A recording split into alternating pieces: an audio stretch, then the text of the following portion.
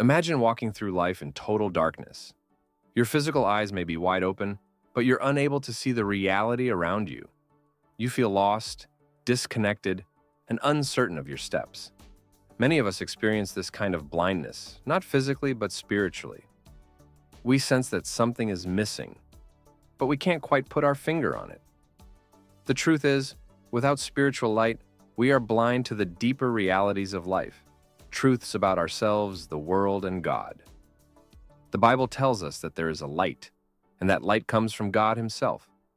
The Holy Spirit brings illumination, shining into the dark corners of our hearts and minds, revealing the truths we have been blind to. Ephesians 5:14 calls us to wake up from spiritual sleep. It is an invitation to come out of darkness and into the light of Christ. But what does that mean? Just as physical light allows us to see the world around us, spiritual light enables us to understand the deeper truths of life. The Holy Spirit shines a light on who we really are, our purpose, and God's heart for us. And Jesus Himself said, "I am the light of the world." When we follow Him, we no longer have to walk in spiritual darkness. His light reveals the truth about God's love, grace, and purpose for our lives. Just as we need our physical senses to navigate the world, we also need our spiritual senses to be activated to truly connect with God.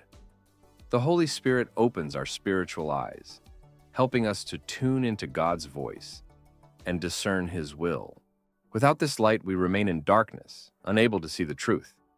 Hosea 4:6 warns that spiritual blindness leads to destruction. We miss out on the life that God has for us, and we fall into traps we could have avoided. Even the disciples, those closest to Jesus, didn't always see the full picture until He opened their spiritual eyes. The same is true for us today. We need the Holy Spirit to open our eyes so we can see God and His plans clearly.